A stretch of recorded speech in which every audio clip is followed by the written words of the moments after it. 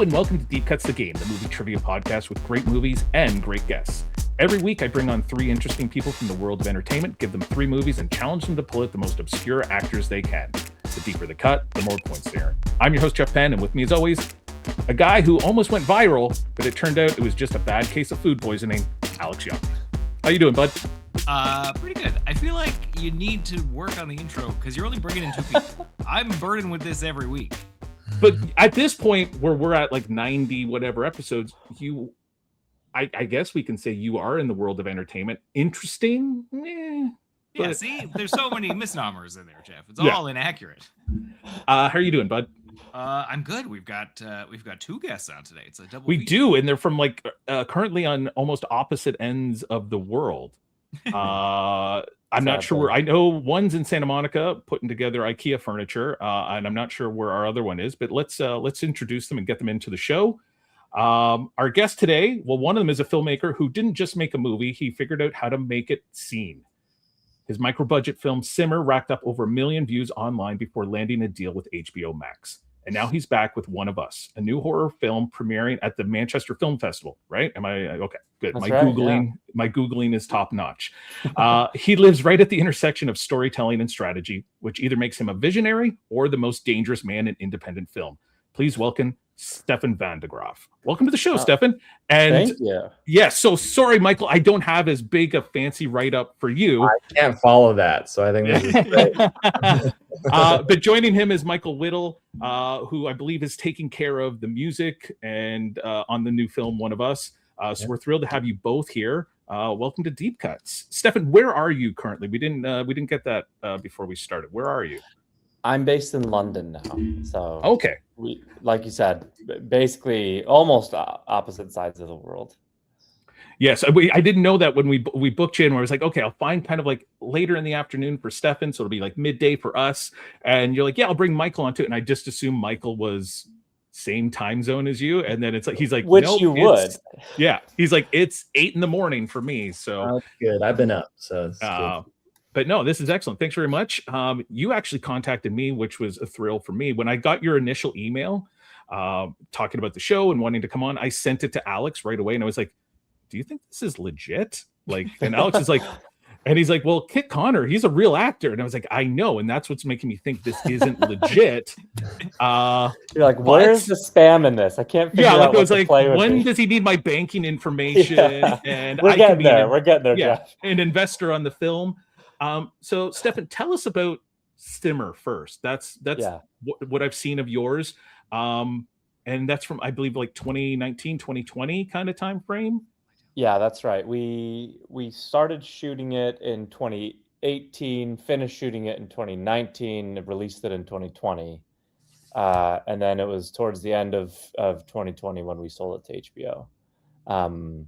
So it's been a minute so far, or since we've done that, and it took way longer than I would have liked to get my next film underway. But I'm sure most directors would probably say something similar. Well, it is funny. We've had some indie filmmakers on, and they're like, "How do we get our stuff seen?" And you figured out how to get it seen. It's interesting. Like I figured it out right before the market just like completely imploded for indie film distribution, which is sort of like the state that, you know, most indie filmmakers find themselves in today. And so now I'm in the process of like trying to figure it out again. And I think we all are, but I think that there are still some true principles from what we learned from Simmer, which is historically, I think that independent filmmakers were largely reliant on conventional distributors and streamers to do the marketing for them. That if they were going to have any eyeballs on it, you sort of had to get onto a platform to ever hope of being seen somewhere, and festivals, I should say. And nowadays, it's just becoming abundantly clear that independent filmmakers are going to have to do their own marketing as well. They're going to have to figure out the marketing strategy of how to get it seen, and then have hopefully some success with festivals or streamers. So any tips for a podcast that wants to get people to see it, other than getting awesome guests on that then help kind of spread the word? And Yeah, definitely reply to all the spammy emails. That's always that's the first thing.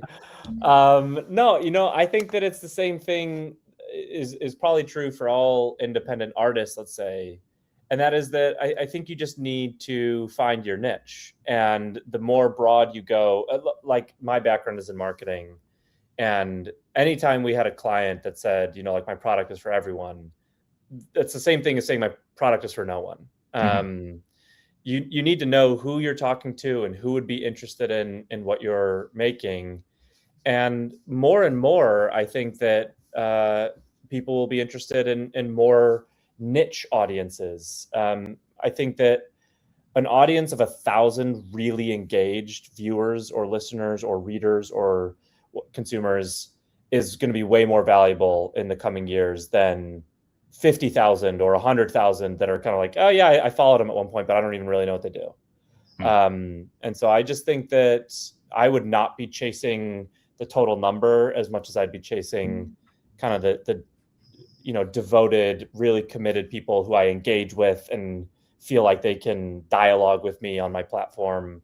That I think is going to be where artists win or lose. I think, Alex, I think we've definitely cornered the market on the people who are interested in our show. Like we've got them. We got all them 2 down. dozen. Got them right where you want them. Yeah. They're very angry if they don't get an episode every week. See, that's great. I think that you guys are doing it. That's so many artists would kill to have that. I don't think there was ever a thought that it would have lasted this long for us. Right, really? Alex? I wouldn't have signed on. That's for sure. Well, that's the thing. Every time we get a better guest, Alex, I can feel that he's like, I was just about to quit, and then I'm like, yeah, but I got this guest coming, and he's like, that's pretty cool. I guess 3 more weeks. Yeah. So Simmer, you started in 2018. I'm assuming the writing for this starts even before then, and it feels. It's not like it's a long time away, like 8 years ago, but it does feel very true to today as well with everything that's going on. Obviously, that was an intentional that this was something that was going on back then as well. But where did the idea for the film come from? So the actual conception of the idea itself sort of started when a lot of the film takes place in this kind of big resort restaurant. And I was actually sitting in that resort restaurant when I had this sort of mind's eye vision of this conversation unfolding across the room where I could see these 2 guys talking. And I just was wondering, what are they talking about? And that was literally where the beginning kind of stages of this, the conversation felt so weighty and intense. But I didn't know what they were talking about. And, over the course of several months, sort of fleshed it out and brought it to Nick Rush, who was the co-writer and co-director on it. But when it comes to the thematic elements, and it has a lot to do with immigration and I think reflects a political environment, maybe not too dissimilar from one that we find ourselves in today.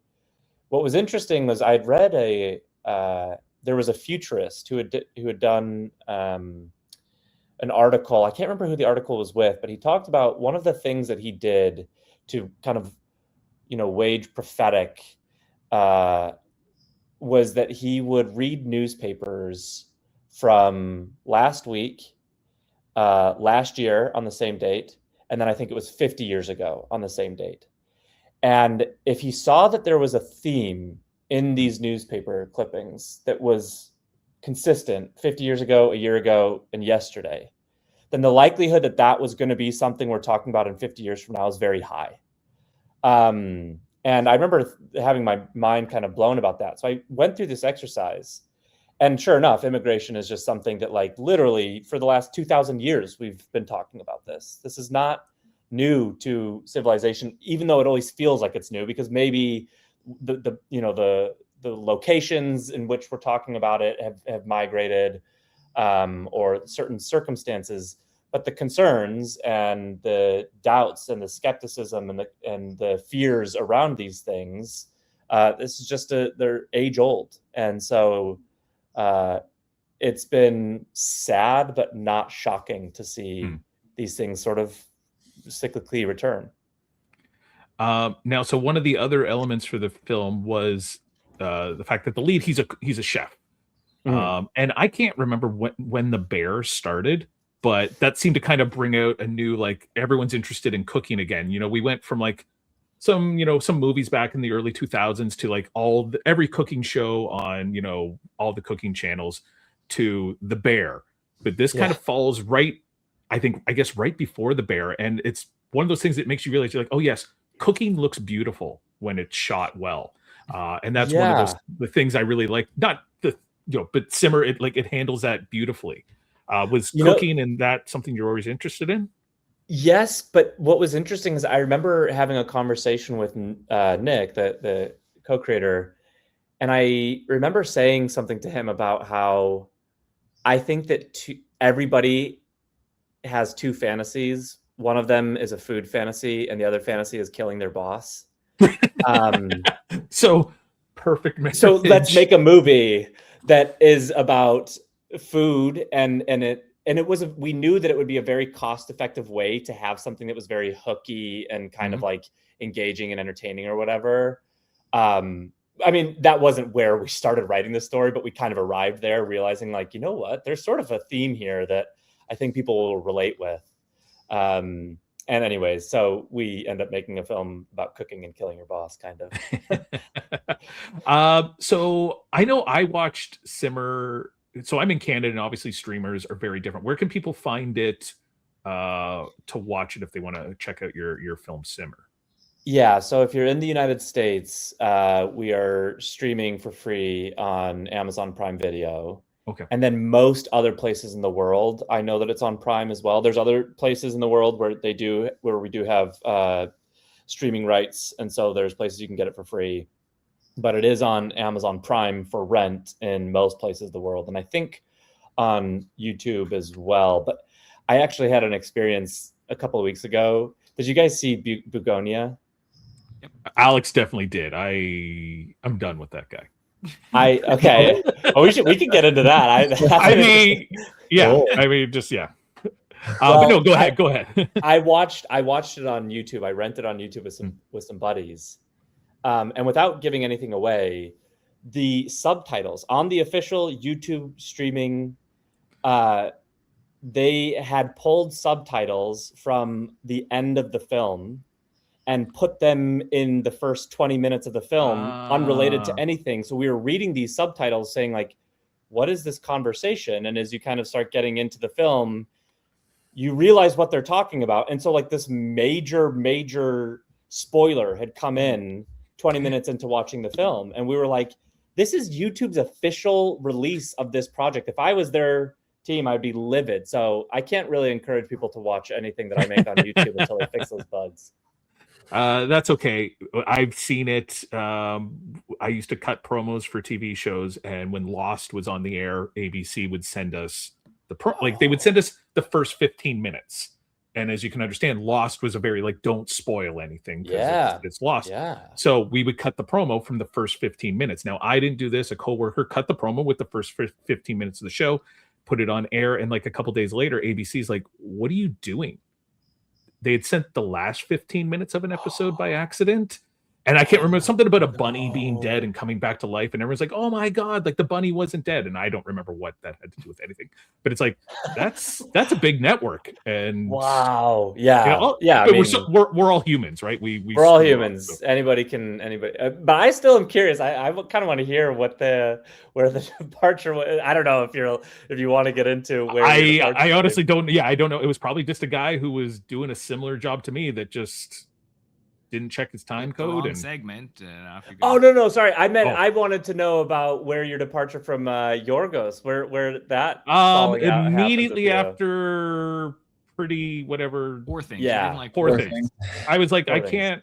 Yeah, I hear you. It's not for me. It's not for me. Yeah, which, I hear you. Makes some sense. You go from Simmer, and now we're talking like almost 6 years later. And now, are you completed with One of Us? Like, is it all wrapped or? Yeah, that's wrapped. So we started filming One of Us in 2023. Oh wow! And we got kind of into this backlog of festivals and sales agents and stuff. And so now we're doing the film festival stuff, and we'll release it later this year. So it's been a longer time than I even thought it would be. I mean, we officially kind of like wrapped up our involvement on the project with Simmer in about 2021, after we had sold, the US streaming rights and done some of the international, sold some of the international streaming rights. And in about 2022, I was writing, the next script, brought it to Michael first. And so we kind of kicked that project off the next year. It was just like unfortunate that, you wake up 5 years later and you're like, wow, we're just getting around to releasing this thing. It's a nightmare. So then we've got your friend Michael here with us as well. Yeah. When does Michael get involved with One of Us? Like, I know you're involved with the music and stuff like that. Is that something that is like a focal point for this movie, or is it something that kind of like after the fact? It's a big character in the film. Okay. It will be an even bigger character in the next film we make together. But I brought in Michael really early because not only do I trust him as a composer, but Michael and I are old friends, and I trust his taste and aesthetic a lot as well. And so he oftentimes is the first person reading stuff that I've completed. And I had written another script actually that ironically was also about food and killing your boss. But I brought both of them to Michael, and I was like really toying with which one I should, pursue more heavily. And Michael, I think to his credit, really encouraged me to go and make One of Us, which is a much more art house, ambitious, controversial piece. Controversial in the sense that it's not easily accessible.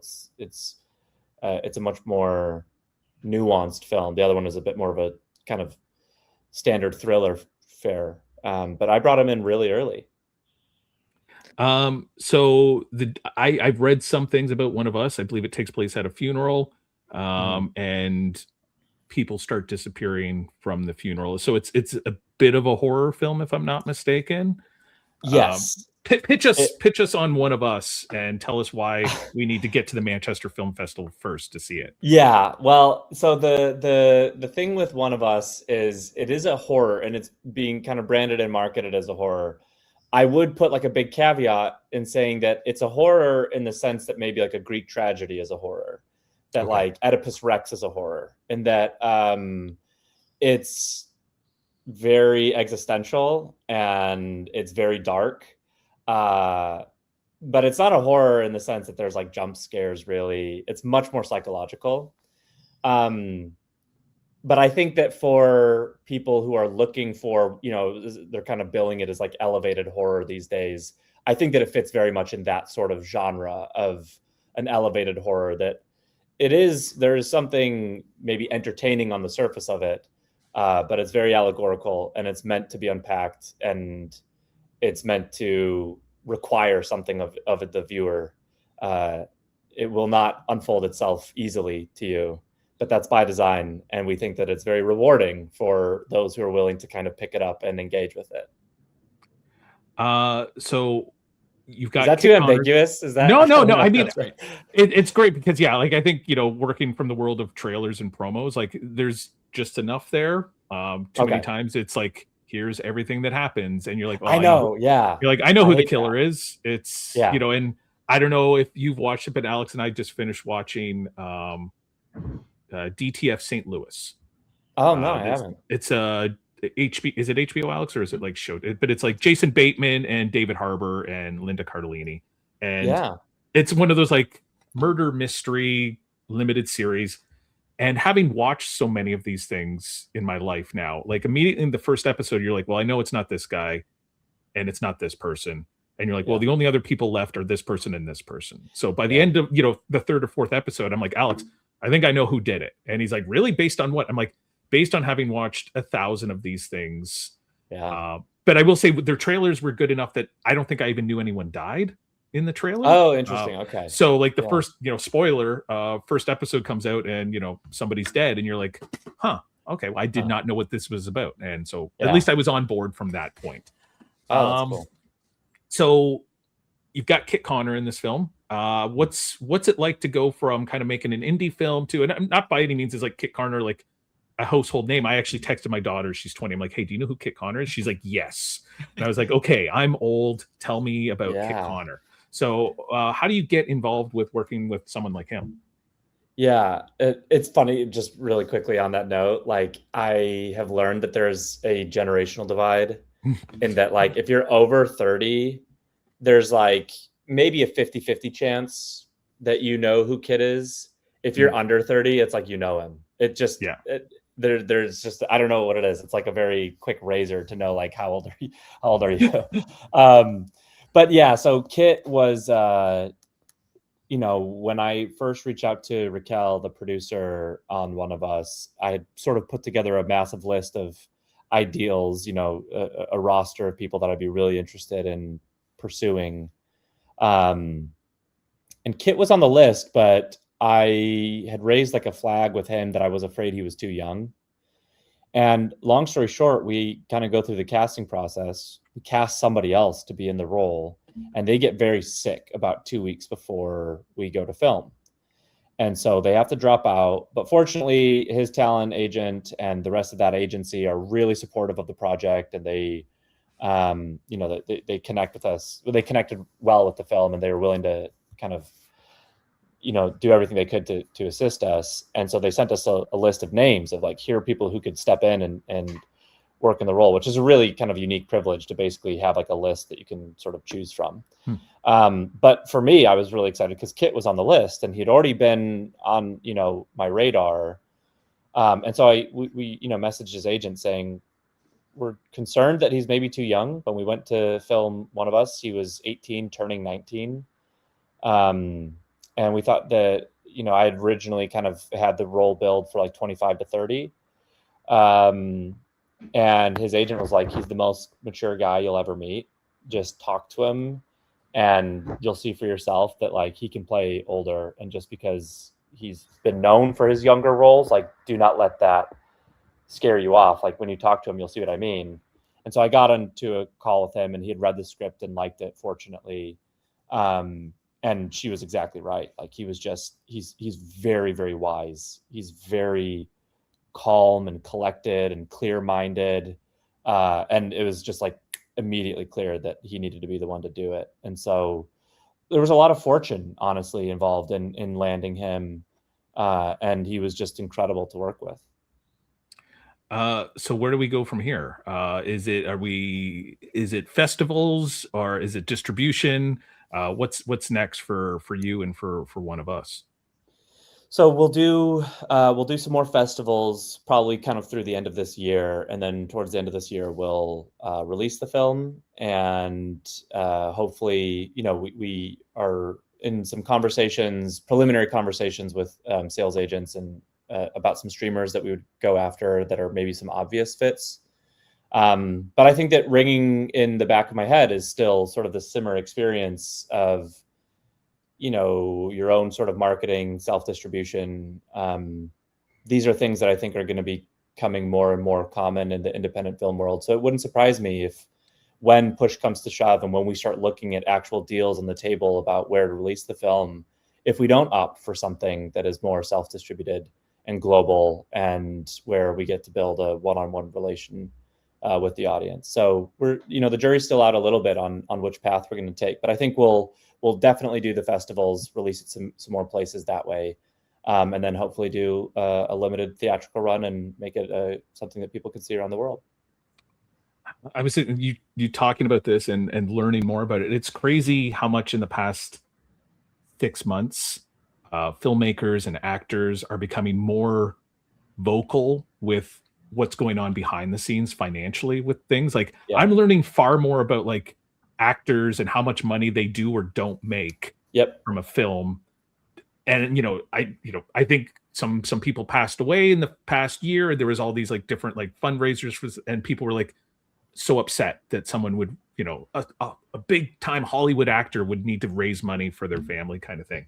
But then I'm seeing different actors come on and they're like, you know, I make $50,000 for this run. And he's like, that might be my only gig the whole year kind of thing. Right. And so it is incredible how the industry is changing, but people are being a lot more vocal with like what's going on behind the scenes.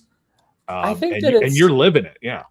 Yeah, I think that it's a bit of an act. I don't know if I would say that it's like a cry for help as much as it is a new wave of filmmakers are entering. Basically, how it feels to me is that I've been invited to a house party and I get to the house party and it's on fire. I'm probably going to turn around to the person behind me and say, "Hey, by the way, I wouldn't go to the party. There's a fire there." Is that's what it feels like to me? It's just that when you are, you've been made aware of how these things are actually working, which, by the way, has been historically just one of the most gate-kept industries ever. I mean, I remember when I was first starting out, just trying to figure out what to pay an actor. It was like there was not a single article on the entirety of the World Wide Web that would publish anything meaningful about what is a fair rate for an actor. They've completely suppressed this information, and multiply that across 1,000 different components, and I think you get to a very similar position where people say, "Don't talk about your salary," and it's kind of like, wait, why can't I talk about my salary? Is it because you don't want other people to know about my salary? It's like one of these things where you start to wake up to this fact that maybe we should just start talking to each other about what's going on here and realize there are some things that are working and some things that are not, and we've got to go fix the things that are not working. I mean, I wish I was making any money. So there's that part. It's like, 50,000 sounds amazing right now. For sure. Why don't we get into a game of deep cuts, which I know. A quick question. Oh, please, man. I want to jump in first for Michael. I'm wondering if you could talk a little bit about the score for one of us and maybe some of the influences that you worked with on that one. That's a great question. I knew that it needed to be unique to the film because the movie is unique in itself. A lot of it is dialogue, and most of it takes place in one setting. So it's figuring out how to stay out of the way of people talking, because I think when you watch it, there's a lot of layers and there's a lot of symbolism and metaphor, and it's spoken in verse. And so I figured out I would need probably lower frequencies or higher frequencies, but I would stay out of that kind of middle range to allow for dialogue to exist. As far as influences, I mean, we talked about a lot of people, but I think it was trying to figure out what would make the most sense for Stefan said something to me that was really helpful. Is like, I want it to be a volcano that's about to erupt. So the score is just this bubbling thing under the surface, and this family is going through all these issues, and then it's just bubbling up. That was really helpful for me. He didn't give me very specific artists. I think he gave me free reign to kind of, I read the script and then I sent him like a 7-minute just thing to show him what would be the universe that I was thinking of. And I'm pulling from a lot of people, which I won't name right now because I'm terrible with names and I'll probably misname them. But that is kind of essentially how we arrived at that initial, what we wanted to sound like. And then we took that and then built it out into its own universe.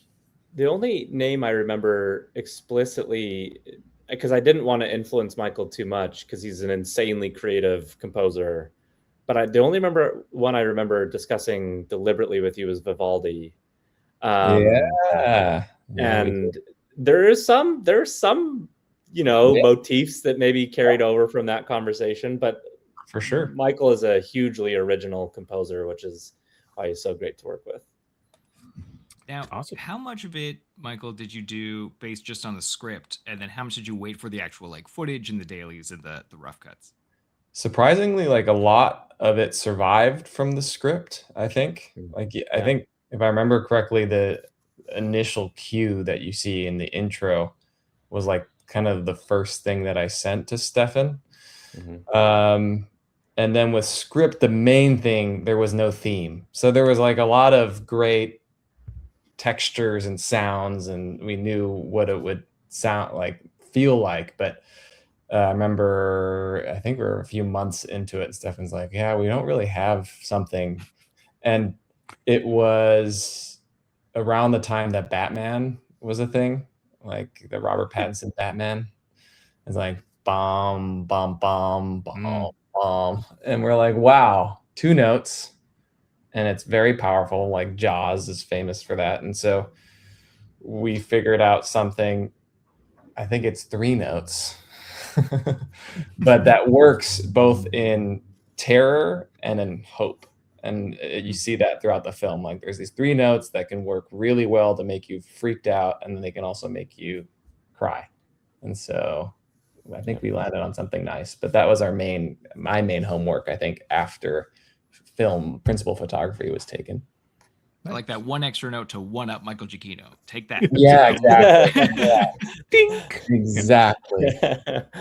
When is the Manchester Film Festival this year? Does So anybody know? we just got out of the Manchester Film Festival. Shit, so I can't go. All right. No, but that's okay. We will have more festivals, and truly, I will ping you, especially All right, if we're ever in your neck of the woods. Then, but we have quite a few that we've submitted to, stateside and even a couple in Canada. So I will definitely let you know. The next one I know we're going to is in Budapest this summer. So in the event that you're going to be in Hungary. Then let me know and I'll be sure to get you a ticket. But otherwise, so cool. I will be in Italy in a week, so I'm like, That's a different place, Jeff. I know, Alex, but graphically, I've shrunken it closer. Yes, I'm like very, very close. No, that's awesome.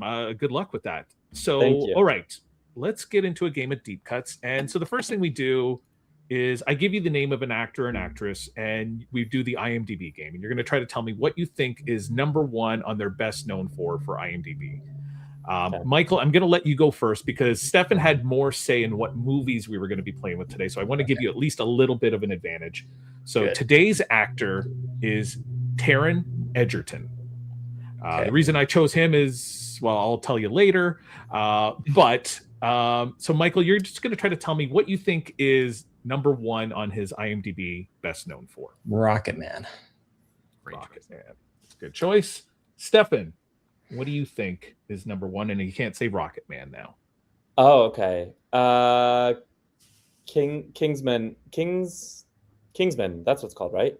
Yes. Kingsman there's Secret a couple Service? Kingsmen. Oh, there's a couple of them. Yeah. I'll go with the first one.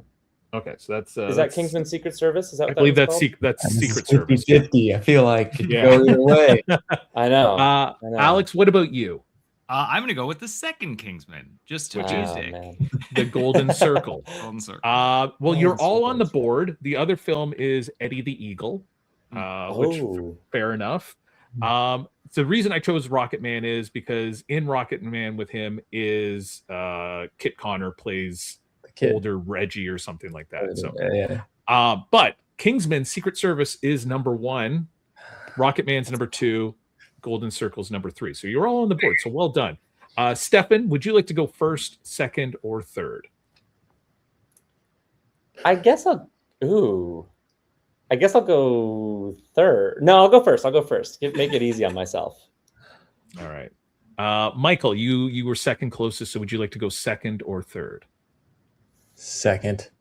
And he's like, I don't even know how the game works yet, but second is a safe spot to go. And Alex, you'll be in the number 3 spot. So we've got the spots figured out. We need to figure out or let you know what today's 3 movies are. And like I said, I chose Stefan gave me a list of some of his favorite films. I took a couple of them and then added in a third one. So going chronologically here from 2001, The Lord of the Rings. So that's the first Lord of the Rings film. From 2010, Inception. And from 2017, I almost said the year that it takes place in, Blade Runner 2049. So while you think of some deep cuts from those 3 movies, let's hear a word from our sponsor. Hey everyone, I'm Kelly. And I'm Sarah. And we are the hosts of the horror podcast Final Girls. Each episode, we break down the Final Girl blueprint. What works. What doesn't. And what the genre's survival stories say about feminine power and today's cultural context. So join us every Wednesday as we celebrate the survivors, dissect the disasters, and call out every let's go into the basement decision. See you there. See you there. Okay, we are back with Deep Cuts the Game. We've got Stefan van de Graaff and Michael Whittle with us from the film One of Us. that you probably just missed at the Manchester Film Festival. I was weeks away from seeing it, but it's going to be another film festivals coming up this year, hopefully, and we'll let everybody know when it does. The 3 movies, though, that we're playing in Deep Cuts the Game are Blade Runner 2049, Inception, and Lord of the Rings. Stefan, you won the best known IMDb game, and you elected to go first. So what is your deepest cut from any of these 3 films? So I'm actually going to go back to Lost. And I actually cannot remember his name right now. And when you say it, if you gave it to me multiple choice, I'd be able to pick it out. Okay. But it is the actor that plays... Okay, I gotcha. Yeah, you're good. You know who I'm talking about. Is that enough? I know who you're talking about. He's I believe he's, was it Charlie on Lost? Yeah. He's Charlie, like I think, yes. The rock and roll drug addict. Drug addict. Yes. And I believe he's in Lord of the Rings. He is one of the 4 hobbits. He's one of the 4 hobbits. Yeah, he plays Merryweather. I believe, right? It's Alex. Is that Dominic Monaghan? Yes. Yeah, that's the name. That's the name. Yes. I did not want to confuse him with the 4th hobbit that people have probably I can't forgotten. His name either. Yeah. So Dominic Monaghan for 8 points. So all right, let's go. That's a good start. 8 points. Yeah, take it every day of the week. Michael, so you've seen how it's done. What is your first deep cut? You don't have to do Lord of the Rings. If you want to do something from Inception or Blade Runner 2049, you sure can. I'll continue with Lord of the Rings. Don't know his name. The Riders of Rohan guy who's in The Boys. Oh, that's a good pull. That was the other one I was thinking of. That's Carl Urban. Right? He's also going to be in Mortal Kombat. Is he in the first Lord? Is he in the first Lord of the Rings? Oh, it has to be the first one? It has to be the first Lord of the Rings. One. I don't think he shows up until the second. We'll give you that as a mulligan. Yeah, that's a mulligan. Yeah, so this is you're right. He probably isn't in the first one. Yeah. The Fellowship of the Ring, Jeff? Fellowship, Give the full title, man. Come on. My Excel sheet doesn't have room for all of that. Michael, slide those over. Right? I didn't know we were doing the first one. Okay. Take another shot at it, Michael. That's okay. Okay. No. That's all right. All right. First time on the board. All right. First Lord of the Rings. I want to say. Now I'm gonna have to think about it more. But it can be any of the movies. Any of the movies. You don't have to do Lord of the Rings. Sean Bean. Sean Bean. Good one. That's a good one. That'll get you some points. Does what Sean Bean usually does and dies in the first 15 minutes of a film. It's a great or just dies. He dies in everything. Great death. Great death. Epic death. So he's worth 6 points. Nice. So that's a good start. You're already you're doing good. That's exactly what you got to do. If you do that every round, you're going to be fine. Surprised I remember the name. Alex Young. You get 2 in a row, and then we'll go back up. So what's your first and your second deep cut? So I know that I don't get any mulligans, but I have a Lord of the Rings fact because I'm a nerd, and I'm confident it's the first movie, but there's 100% chance that it's the second. I think I know where you're going, so I'm going to start writing the name down. Doesn't Brett McKenzie have like 2 lines? Yeah, Brett McKenzie like, from... we need to get whatever, and he runs up to like one of the elves. Yeah, he's from Flight of the Conchords. He's not Jermaine Clement. He's the other guy. Yeah, he's the Oscar winner. He plays an elf in Lord of the Rings, and he says something. He does. Yeah. He's got the hair and from New Zealand, so they just cast everybody who lived there.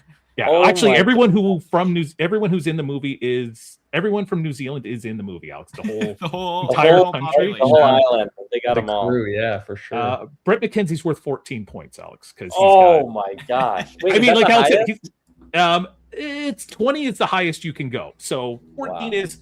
He's a fairly well-known person, but yes, he has 2 lines, and it's kind of more of a trivia thing, other than that people actually know it. So, Alex, what's your second deep cut? I'm going to jump over to Blade Runner, and I'll take the Canada connection of Mackenzie Davis. Mackenzie Davis is in that. Yes. Where's her name here? Yeah, there she is. Mackenzie Davis for 7 points, Alex. Right. Alex is definitely going to win. Oh, no, because now it's like, isn't Harrison Ford in one of these? Like, I'm out. All right, Michael, we come back to you. We work our way back up. So what's your second deep cut? Mr. Smith from The Matrix in Lord of the Rings. I don't know. That's right. That's good. Hugo Weaving. I almost Hugo did the Weaving, Matrix instead of Blade Runner 2049. I was going to do the Matrix, but there's only like 6 people I in the know. Matrix that you can know, like especially in the first one, right? A lot of CGI. Yeah, Lot of like rope. it's like you got Keanu, Carrie, Lawrence, Hugo Weaving, Joey Pants. Joey Pants, Yeah, and then the can you last- name anyone else in that? No, No. not really. So, See Yeah. them, yeah. so Hugo Weaving for 7 points. That's good, Michael. You're doing good, man. You're like that's a solid score. I Stefan, started off terribly, but you're learning, man. By the end, you're going to be crushing it. Stefan, we're back to you. Get 2 in a row here, so you get your second and your third deep cut. All right, I'll take Christopher Lee. Mm-hmm. Good. Christopher Lee. He's about midway down my list here, but he's kind of unforgettable in these movies, so he's also worth 6 points. Okay, yeah, I was gonna say he can't be worth more than. No, he's. I'm I mean, dominant. he's right Yeah. behind those kind of like the big 5 or 6 or however many of them there are. So you get another one here, Stefan. I will take. Now, let me ask one more clarifying question. Is this sure. how big of a role they played in the film, or how big of a name they are generally? It's a bit of both. And honestly, Okay. I kind of make up the scores as I go along. Okay, okay. I'm sure if I went and looked at the It's- last time we did a movie, I'd be like, well, that like This is And we whose line can- is it, anyways? The points are Yeah. made up. Or, yeah. yeah. Okay. And there's times where people are like, oh, he's not in it very much, and I'm like, all right, I'll give them an extra point or two because they prefaced it by thinking that it's But sometimes I'm like, no, they're in that film all the time. You've just mistaken it. But Yeah. so yeah, it's listen. If you know a big time actor that's got a small role, it's still worth going for. I That's was what gonna I'll say that I had it more the other way, where I was gonna say Elliot Page, just because I don't think that they've had a huge career outside of Inception, but they obviously had like a pretty big Juno. role in Inception. Yeah, So I'll take that, and we'll see how bad. So it that stings. gets you 4 points for Elliot Page. You knew the because- name. Probably. That's Yeah, impressive. you knew the name. I That don't kind know of like any right name. there, you were in trouble once you know the name. Because yeah, what do you got? Umbrella Academy, Juno, Hard Candy. Hard, Yeah, yeah, Hard No, that not would've Candy. That's been- the other one. Super. James Gunn. Super. Super, yeah. The I you didn't love see that director, Alex. Which one's that? Who's the director James of that? Gunn. James Gunn. Yeah, it's a Yeah. superhero movie that is dark. It's Yeah. very dark. Mm. Rainn Okay. Wilson. It's really good. Cool. Yeah, Really? Rainn Wilson and Kevin Bacon and What? someone else. Yeah. Yeah. And someone Wow. from Lord of the Rings is in it. Yes, they are. I almost said their name and I was like, stop. Oh, I can't make a connection. Nathan Fillion. Yes. Yeah. All right, Yeah. Alex is Wow. just gonna Yeah. dominate. Alex, Yeah, Alex we- is super. though. we are gonna get Alex is cooked. a I do big love super Super. fan. We should see, Michael. We should see if you and I combined can beat Alex. Yeah, I know. That's the game now. If That's it the helps, game. I usually don't win. I'm typically really bad at it. Yes. Oh, no. That's probably not going to help. That's when we not go helping into this. them feel any Yeah, better about no. themselves right now. Alex. Yeah. Yeah, So, Michael, we're back to you. You've got your third deep cut. The guy from it just came out. It was about kabuki masks. It was Japanese. It was the Japanese. Their one what they submitted for the Oscars this year. Kokuko, I think is what it's called. But he was in Inception. He's the famous Japanese actor guy. I think I know who we're talking about. I haven't seen the other film you're talking about, but Alex, would I be right in thinking it's Watanabe. Yeah. Ken Watanabe? Yes. Watanabe. Who is essentially like So I good. cannot remember. the Is he in the person. Last Samurai? No, he's not in the Last Samurai. But he's in high- Kokuko. Yeah. He's definitely in Godzilla, and he says, "Let them fight." Let them fight. So he's worth 6 points. Ken Watanabe. That's So 6 that's points again. That's another solid one, man. You're doing okay. All right. All right, Alex. Back to you. You get your third and your fourth deep cuts. For Inception, the dad in the bed. Is it he passed Oh, away from the Lost World Jurassic Park and The Town? Yeah, I mean it is Pete Postlewaite. I would not have said he is from Jurassic Park. That's not the way. Oh, I you wouldn't say it's from the second movie I ever saw in the theater, Jeff? would- Wow. Pete Postlewaite for whatever reason. I don't know. Name of the Father would have been like my big. Romeo and Juliet. He gives them the poison. Oh, yeah, I love that Wow. guy. The Usual great. Suspects. He's great.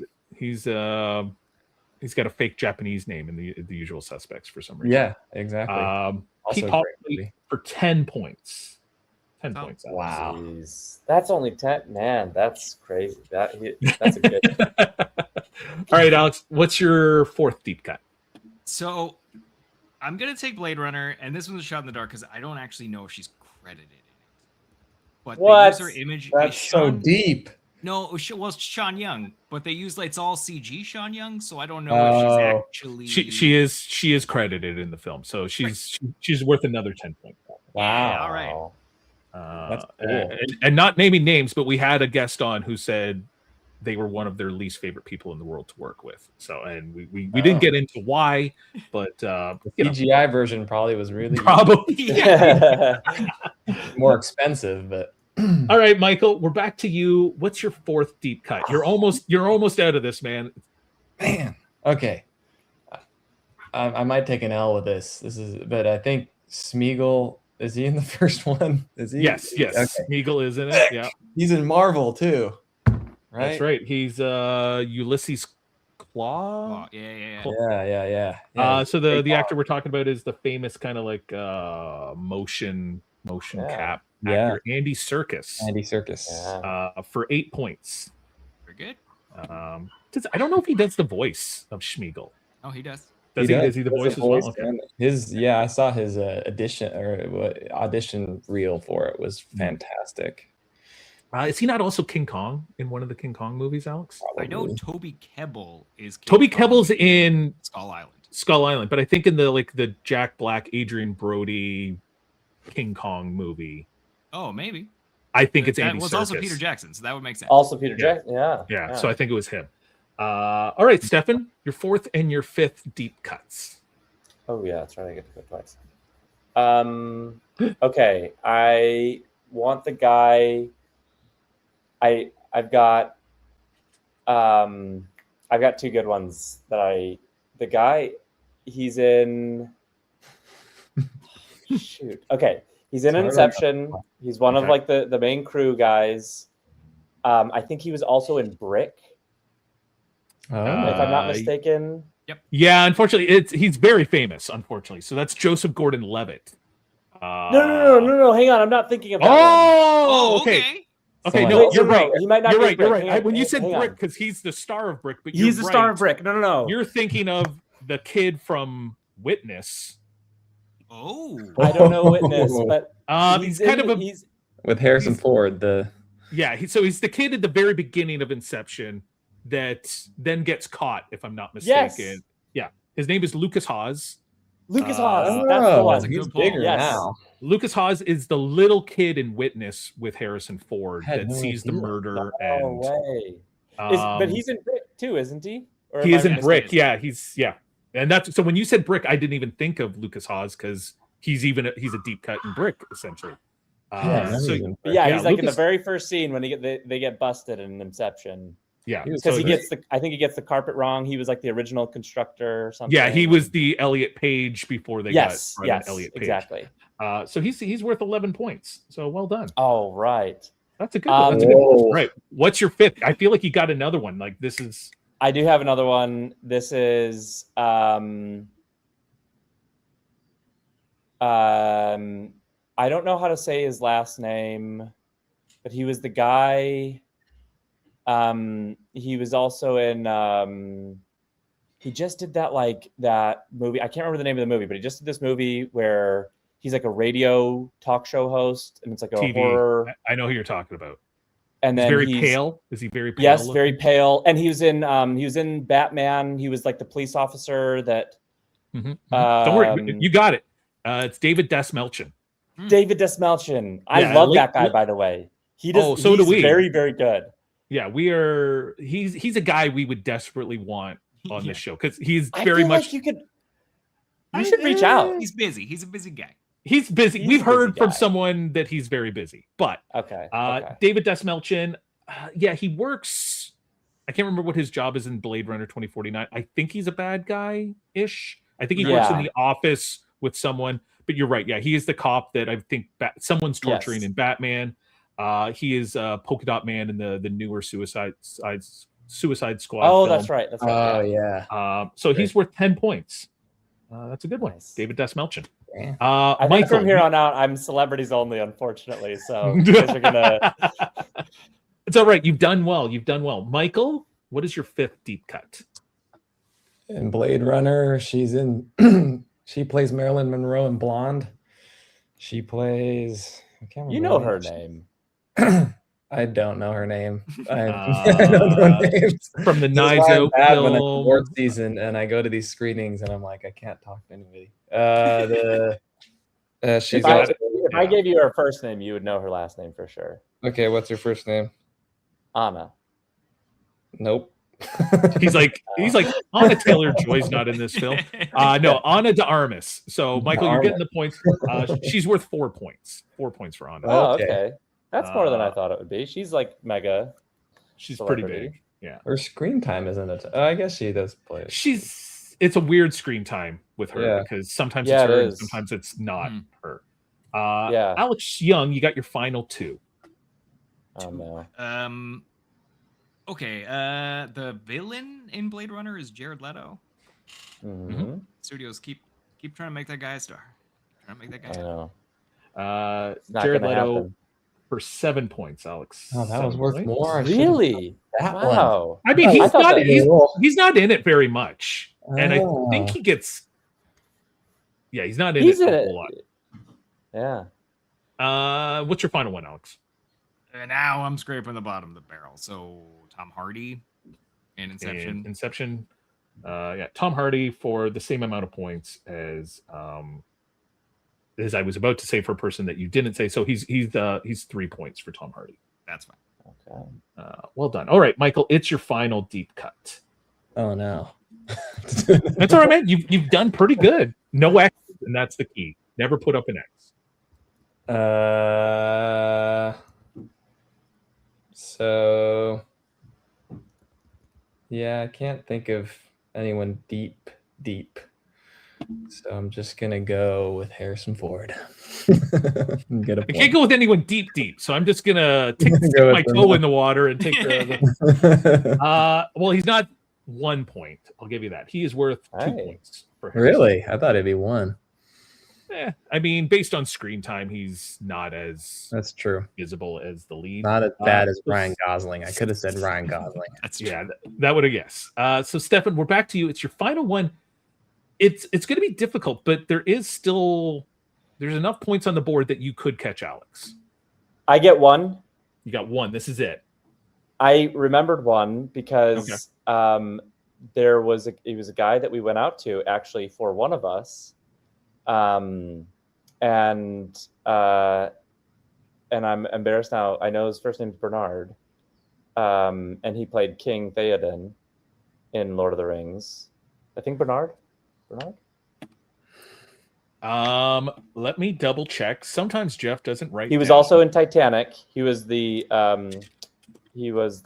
captain of the Titanic. Oh. But he's not going to be in the first one. He's going to be in the I was second gonna one say. again. Yeah, I was It gonna was the say. I same think thing as me. It's the writer. What is his name though? For what the it guy is? from Fringe. Is that who I'm thinking of? Alex, is that? I haven't seen Fringe. The John Noble? He's the king of Rohan, the one who's like been Yeah. it's resurrected kind. He has like a rebirth moment. Spoilers. And I'll say I never watched all of Titanic. I just What? didn't- It's Oh, really good. wow. It's Sure it famously is. good. I don't know. It's good film. Bernard Hill. Bernard Hill. Is the Hill, guy. that's it. Yes. But yeah, I don't think. He gets a redo because No, he's Yeah, I- give him Yeah, a- I was give gonna him say a he's not mulligan. in. He's not in the first one. So He had a mulligan. Yeah. Okay. that would have been a good That one. was the last. That was the last deep cut that I had. So now I Okay. got to go play it safer. I guess the most. I'll say Dave Bautista from Blade Runner. That's good. That was Very good. Is he Yeah. that plays a small? Yeah, He's I think only in it for like a brief one fight bit, scene. but Yeah. yeah, So yeah, he's worth it's a 8. pretty intense scene. Dave How many was that Bautista. worth? 8 points. 8 points for Dave Oh Bautista. wow, okay. So it's not bad. Wow. Yeah, pretty good. Let's see. Who did we leave on the board? Oh my gosh. So many famous people. Brian Cox's wife in Succession, Hiam Abbas, is in Blade Runner. The girl that when they did the girl in the Spider's Web, when they did the newer one, she's in that. Sylvia Hooks. Is that the Spider-Man reboot with all the girls that? No. It's the sequel to the girl with the dragon tattoo that they made. Oh, that they made a nobody. sequel to that? Yeah, nobody.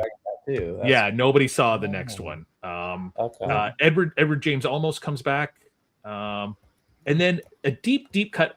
I did not go back to watch Blade Runner 2049, so he's in it as an interviewer. I think there's a part where a guy is doing essentially the Harrison Ford interviewing a person to see if they're a replicant. Yeah. It's an actor named Mark Arnold, who we've done this movie before, and I didn't bother writing him down, but he's the villain in the original Teen Wolf movie. And I was just like, oh, it's good to see this guy's working 40 years later. What would that have gotten? What would that have gotten me if I? That would have gotten you like 16 points. Like that would have. Let's see. Inception, Cillian Murphy, Tom Berenger, Michael Caine, small part would have done better than say your Tom Hardys and stuff like that. I don't know if anyone's watching the new Daredevil series on Disney. I haven't seen it, but it's good. The guy who plays the police chief that I believe is murdered at the beginning of the season or the end of last season is a actor named Michael Gaston, and he is the immigration officer that. When DiCaprio gets off the plane, he's like, "Are you here for business or play?" Whatever. That's him. So that's a deep cut. You know what would have got you back in the game, Steven? Peter Jackson. He plays he's a villager in Lord of the Rings. No way. So that would have been a good one. Liv Tyler, John Rhys Davies. Yeah, I remember Liv Tyler. No one else really big. Billy Boyd is the other. Who's that? Hobbit. He's the fourth Hobbit. Oh, that's the fourth Hobbit. Okay, yeah. I guess it could have gone Sean Astin too. What but he would have been. He's like 3 or 4 points, right? Like him and Elijah, or like Elijah, Vigo, Ian McKellen, Orlando Bloom, Sean Astin are your small points. Bigger points, not a lot, would have been your John Rhys Davies because like kind of unrecognizable. But that's true. Yeah. The final score, you guys collectively would have beat Alex very easily. Barely. Oh, really? No. Michael 33 points and Stefan with 47. Alex with 51. So Stefan, you were only 4 points back. Oh, yeah, man. You're only 4 points back. So like I said, if you did Peter Jackson, that would have tied you. Pulled out Peter Jackson. So like we said, the stakes couldn't be lower.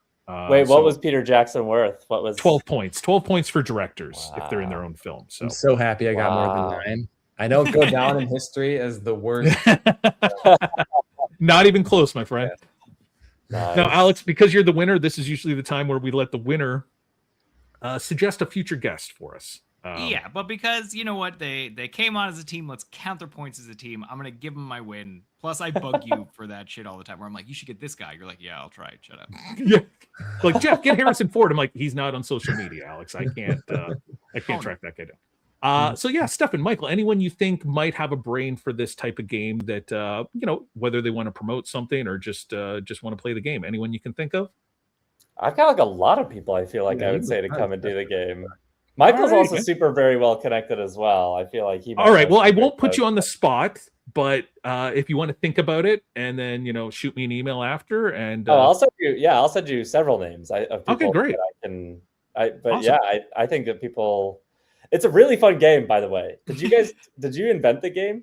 I mean, I guess in the sense that, we sit around at like when Alex and I used to work together and we would sit across from like the lunch table and we would essentially do the IMDb game. Like he would look at a birthday and he's like, oh, it's Ryan Gosling's birthday today. What do you think are the 4 movies on his IMDb? Like we've been doing that for 12 years. So anyone who's doing it online, fuck you. Alex and I invented that mid 2010s. And then one day I was watching not Inception, but I was watching Interstellar. And I was like, oh my God, there's so many people in this movie with like one tiny scene. Like a young Timothy Chalamet playing young Casey Affleck. Yeah. Right. That you forget Casey Affleck's in the movie and Tobey Maguire's in that movie and William Devane and so many people Tobey with just Maguire's in that? not Tobey Maguire. Topher Grace. Topher Grace. Sorry, yes. Okay. Topher Grace is in that? Topher Grace is the husband of No the Jessica Chastain. He's like one scene. You know, you got Michael Caine, John Lithgow. You know, Ellen Bernstein is the old one. The nurse, Ellen Burstyn's nurse at the end of Inception, is the girl who's in the well in Silence of the Lambs. Oh, And that's why I got to give Christopher Nolan credit. Like, not only does he make really visually great movies, he gets incredible casts where everyone's usually pretty good in it, right? Like, maybe it's just a you know, he's like such a well-known director now that everyone's like, yeah, I'll go do 4 lines for Christopher Nolan and Oppenheimer. Yeah. You could almost just do exactly. You could do Oppenheimer only and have as a one movie. Yeah, one and that's movie. when we started with Interstellar. We did one movie, and then I started doing movies. I'm like, well, there's only like 15 people in there, so let me give it 2. Let me give it 3. And we used to just do it at work. And then so and fun. It's a great became a podcast. Well, thank you very much. So yeah, I'll hit you up for some names, but tell us. We've talked about Simmer. We've talked about One of Us. You got some film festivals coming up this summer. Where can people keep track of what's coming next for you and for One of Us? What social media? Where do you want to direct people to? Yeah, I would say probably Instagram is the best. I'm just at Stefan STEFAN.VDG, and I post updates. And yeah, Michael and I we're planning on releasing the score for the film later this year, so that'll be kind of fun to listen to as well. It'll give you a good taste for what the film is going to be like. I know Alex loves a good score, don't you, Alex? Yeah. Michael, are you on social media, anything like that? Yeah, Michael.J.Whittle. So that's perfect. All right. Well, we'll make sure to link you guys and tag you and everything coming up. Alex Young, what do you want to tell the listeners of Deep Cuts? Just you can find me on all social media at the Alex Young. I'm also on Letterboxd and Goodreads. Same handle. Letterboxd and Goodreads. Yeah, these are the things I like. Also, it's coming out in June, so it's summertime. Get out, go see all the big blockbusters in the theater, but go see your small indie movies, your local rep cinemas. Just go see movies with Graaf. It's a good time. Perfect. All right, we're at the awkward part of the show where Alex sends me an outro that I read sight unseen. And sometimes there's notes. There's notes always, Jeff. Okay. Here's your direction for this one. So I briefly read the synopsis of One of Us, which then got me thinking about other kind of like, groups with murder settings or people missing and that kind of stuff, which got me thinking of one of your favorites, Jeff, which is Clue. So I want you to read this as Tim Curry. The best Tim Curry, which I'm pretty sure isn't an impression you have. It's not like so frantic Tim Curry in Clue kind of thing. Well, I don't know. I honestly haven't seen Clue. So it doesn't have to be frantic. It could be a Frankenfurter. I mean, it would have been so much better if you had horror picture show. Man, for sure. Alex, it was written Muppet Treasure Island. Yeah, I fucking love Muppet Treasure. Legend. You want me to do him as the devil from Legend with Tom Cruise and Mia Sara? The best part of that movie.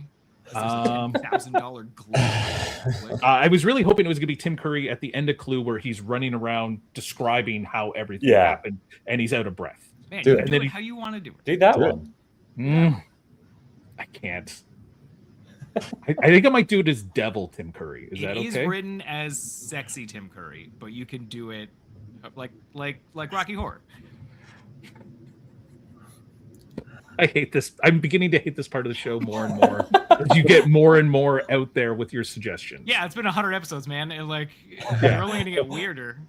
All right. No, I'm doing Devil. You said I could do what I want. I'm doing Devil, Tim Curry from Legend, which is kind of sexy too. Like it's a little sexy. All right. This concludes our little tryst. I know he doesn't sound like that in the movie. With the microphone. I know. It's so disappointing. I see you leaning in, reckless, wanting just a sliver more. But alas, even the most delicious decadence requires a moment of digestion. Remember, the world is but a stage, and most people are merely understudies. Don't be an understudy, darling. Be the leading man. Be the villain. Be the creature that makes the neighbors bolt their doors and pray for sunrise. Be sure to stalk Deep Cuts anywhere podcasts are available. Sweet dreams, my lovelies. That was almost made sense and also didn't make sense for parts. I'm pretty impressed, to be You did a honest. good job, Jeff. Thanks very much, not everyone. As bad as I thought it was going to be. We'll see you next week. Yes.